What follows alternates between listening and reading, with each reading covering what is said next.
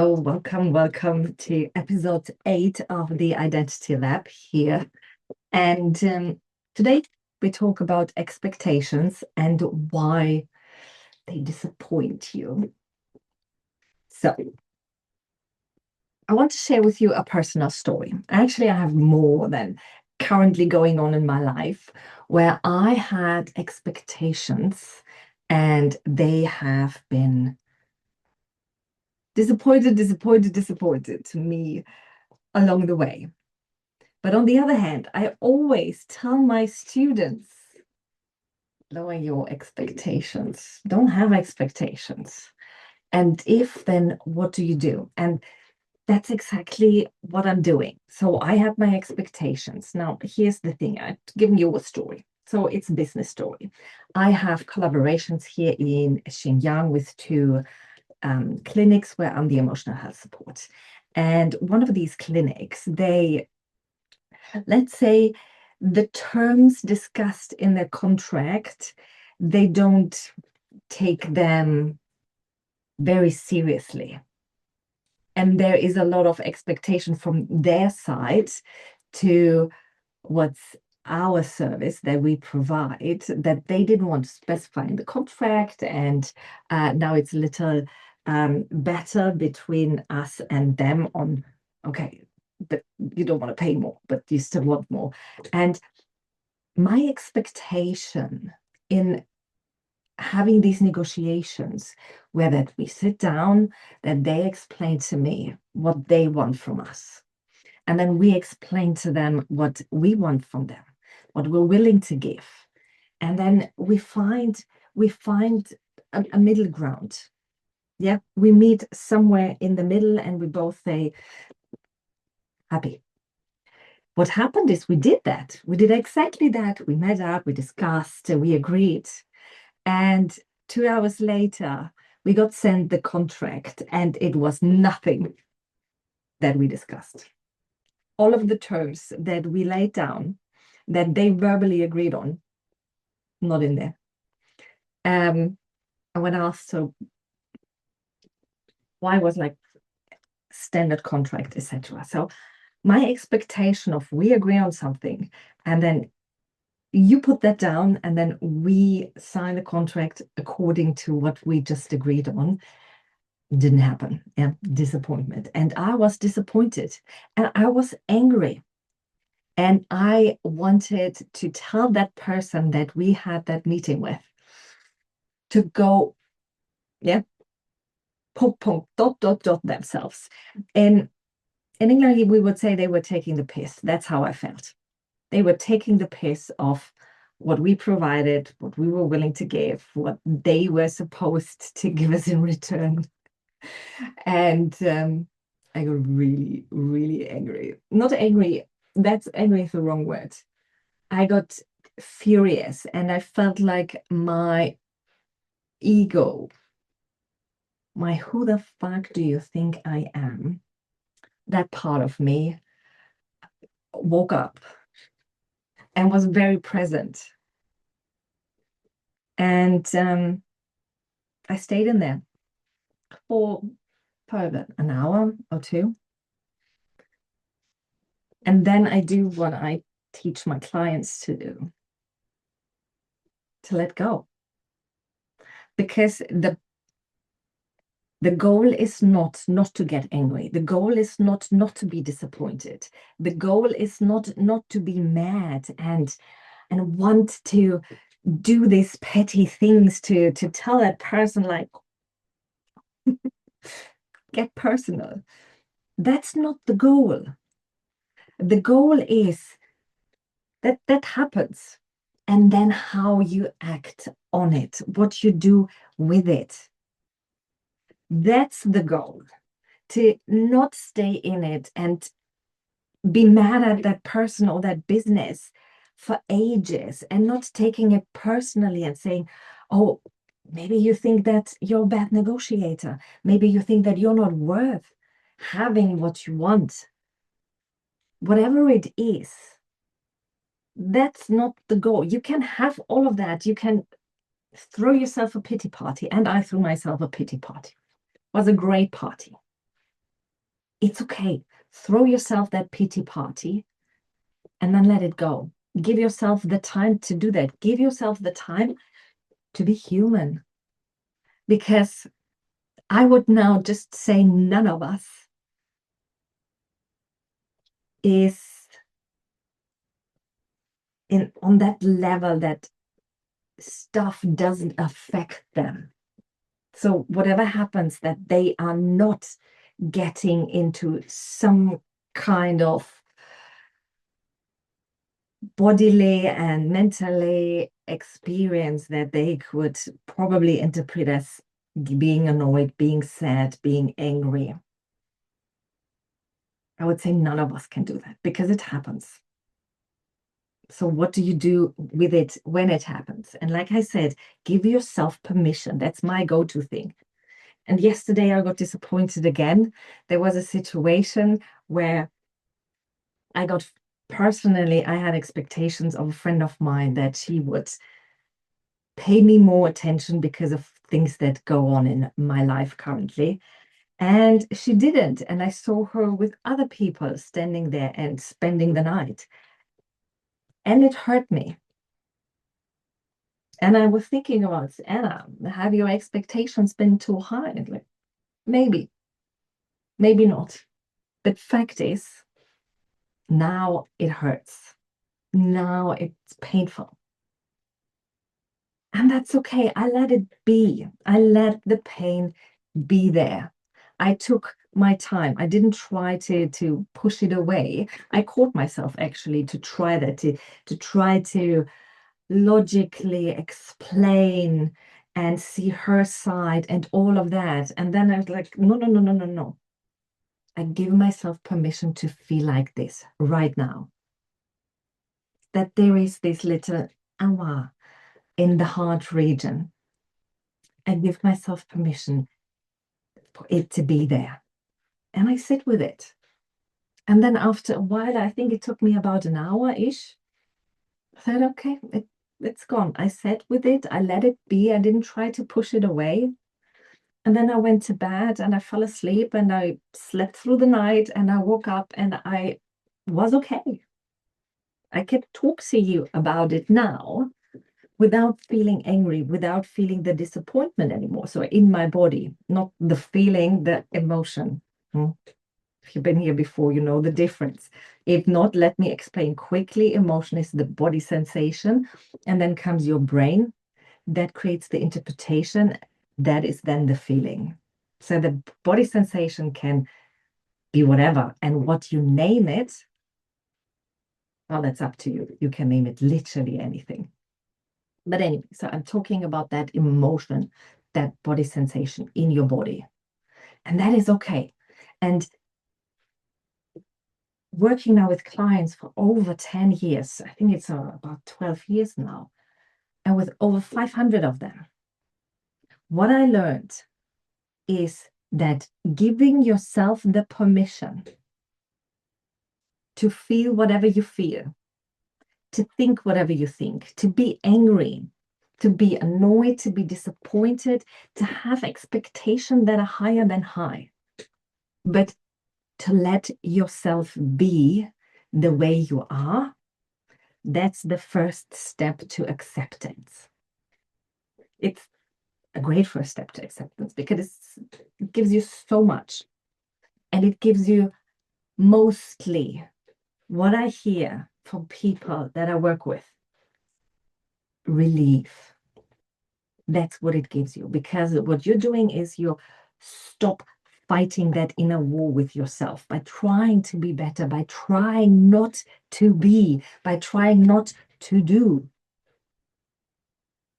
And by allowing yourself to now, it is, now I am, now I do. It calms you. It sounds counterproductive, not counterproductive, that's not the word. What is it? It sounds contrary. But that's what it is. Because you're stopping that inner fight. You are letting go of what you're supposed to do, who you're supposed to be, what you're supposed to think, what you're supposed to do. And just let be what is now. be. That doesn't mean you continue that, because that's what many people believe. They feel like as soon as I give myself permission to feel that way, to do this, or to have done this and be shameful about it, whatever, that they stay in it. And you might stay in it for a while, but that's not like a given for the rest of your life that you know that's what it is. But change can happen so much easier when you're not fighting yourself, when you give yourself permission to, but the other day I was like, or yesterday, it was actually yesterday, I was like, I made dinner and I had a recipe that I discovered in Japan when we were on holiday in Japan. And it was actually from 7-Eleven, some packed stuff. And it was so delicious. And I thought, I can do that myself. So that's what I did. I made it. And the next day, so yesterday, there were leftovers. And I thought, I'm going to put some beef in it. I put some eggs in it. I put some cooking cream in it. And then some spinach and make it a nice mixture. And it was beautiful. It was so delicious. And then when I finished cooking, I thought, half today and maybe half tomorrow. And after the first half, I sat there and I thought, I want more. I want more. But you're almost full. And you probably already had enough eaten today. But it's so delicious and I want more. And I gave myself permission to want more. And I had more. And I enjoyed it. It was like, oh my God, this is so delicious. That's what I was thinking over and over. This is so delicious. Amazing. And that was it. No inner war. And I didn't even eat all of it, because by giving myself permission to want it, I got it. And then I could enjoy it. And then it was like, that's my cravings have been satisfied. I can now stop. That inner war, like you shouldn't do that. Because you know what happens is you think about it over and over and over again. So it's an endless spiral. But when you give yourself permission, I think that's why these nutritionists, coach or whatever, tell you have that cheat day. That's when you eat, because that's when you give yourself that permission. And the same goes with your behavior, your thoughts, your self-shame, your self-blame. There is no need for that, but you will do it. And you're probably doing it right now. I don't know. But if you do, give yourself permission to shame and blame yourself, and then see what happens. See what happens. Let me know in the comments. I would be so interested in what you discover. If it's relief, it probably is, but still let me know. So what that means is stopping the fight, the war that you have with yourself. Do that. If you do that, and you do that by giving yourself that permission, by giving yourself the permission to be in whatever state you are, to not rush it. Sometimes you have to rush it, or sometimes you feel like you need to rush it because you have to go into a meeting, or you have to do this, you have to do that. You can't just be in it. But even then, give yourself permission to be for 10 seconds in that state. It doesn't matter for how long. Just give yourself that permission. Right then, right there, when you notice it. Often you don't notice it. Some of my clients and students, they believe that when I teach them something, when I teach them about this concept, giving yourself permission, they have this idea now, every time that they are in a situation, they will remember that they should give themselves permission. They won't. So I'm repeating it. I'm saying, no, don't get me wrong. It takes some time, some practice. It's like muscle training. Yeah, you don't get a six-pack or some here junkies if you don't train. And that's the same with this, with your mindset. It's a training. And there will be days where it's easier, and there will be days where you can't be asked. And there might even be days where you think, fuck it, I don't do it. All okay. The important part here is to get back. Or sometimes like suck, what's the thing? Suck, don't skip. Huh? Just make it bad. Like this morning, I couldn't be asked to do my 20 minutes weightlifting thingy. So I said, please make it under 10. It gave me a 6-minute weightlifting training and I did it. And I was happy that I did it. And I felt good. I felt energized and it was okay. I gave myself permission to do what I wanted, what I needed in that moment, what I felt like this is good for me. And it might be that I'm not pushing myself as much as other people could push themselves, but that's okay for me. I gave myself permission to feel that way. I give myself permission to think that way. I give myself permission to maybe be more behind than I could be if I would spend more time in creating more content, in speaking to more people. Yeah? I give myself permission to be here. I give myself permission to sometimes feel like I'm behind. I give myself permission to sometimes feel that I'm not good enough, that I'm not doing a good enough job, that give myself permission that I think that I could do more, that I should do more. I also give myself permission to think that I'm exactly where I need to be, where I'm supposed to be, because that's what I believe deep down. But then, that inner critic comes. My inner critic's name is Lucy. She's a little bitch. And she's very like, you should do this. You're better than anyone. Why aren't you then? She's really a bitch. Anyway, so let's come back to giving yourself permission. Give yourself permission. And yeah, that's where we went. And you won't, when you're in that situation, you probably won't notice that you're in that situation. You probably won't notice that this is now a great time to give yourself permission to be in the state that you are. So what you do is, the training plan for me to you is once a day. It doesn't matter what time. Do it once a week. Fine. Do it once. A day, a week, a month. Doesn't matter. Do it right now and maybe forget about it. And then 3 months you come back and you watch this video again and then you do it again. But what I want you to do is to think about a situation where you went into a state of disappointment, of your expectations not being fulfilled. How did it feel in your body? How was the interpretation? What name did you give it, etc., etc.? So you go into that. And then you tell yourself consciously, I give myself permission to feel disappointed, to be disappointed. I give myself permission that it hurts in here. No? Your brain doesn't understand the difference between reality and imagination. So that's why it's perfect to train with it whenever you want. Literally, whenever you want. You can train your brain, you can train your mindset to do these things, to train that muscle. And it doesn't matter if you go into the emotion or the feeling, because the language that you use right now, you know what it means.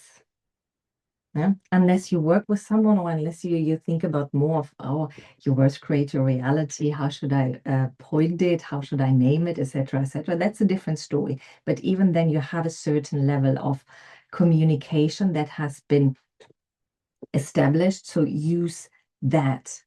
Don't try to analyze it, particularly not overanalyze it. Just let it be. And what happens is, by you letting it be, you giving it room in your body to dissolve. It's like when we say, I feel stuck.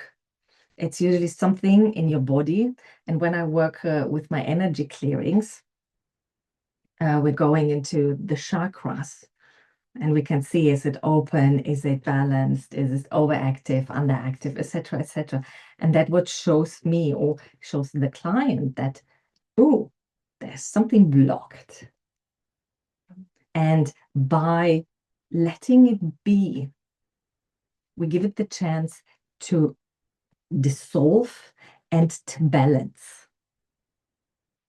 That's what happens.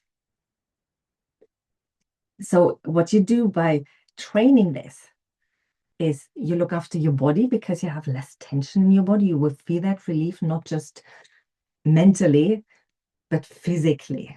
That's what my clients tell me. That's what I experience, that this physical relief, the shoulders go down. It feels like this big chunk, the rock, whatever, has just fallen off. So it's good for your body. Your mind stops spiraling, overanalyzing, by you interrupting that pattern and saying, I give myself permission. Because there's no question left. Yeah, there is no question to ask. When you give yourself permission, your brain has nowhere to go, because your brain loves to answer questions. So whenever you ask it, so why did you do it? Why am I like this? Your brain wants to find the answer. So it goes on a hunt to present you with evidence, and it will bring forward stuff that you have forgotten, stuff that you think about all the time. It will bring everything forward because it has no clear directions. So it will, everything that sounds remotely like, that would fit, it brings forward. But when you give yourself permission, there's no question. It's like, I give myself permission, full stop. It's like, okay, good. Then there is no job to do. It's calm. And then it might start again. And then you can give yourself permission to go in a spiral. And then it will calm again. That's the beauty. When you give that inner critic the attention, you befriend it. And it's like a friend or a little child sometimes. As soon as you give it attention, and it could literally just be like, okay, sit down, and they just want to be close to you.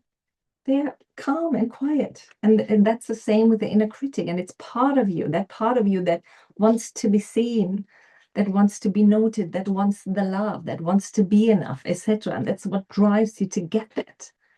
But it's your friend. So as soon as you give it the attention and all the love that you're capable in that moment, it will quieten down. We can do that by giving ourselves that permission to be in this state. And then with your energy, it will, can I say, lift your energy? It depends on what the perspective you want to put on. But yes, it will also lift your energy.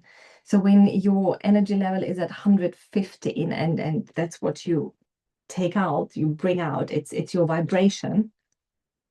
And when you're disappointed, you get into a lower vibration.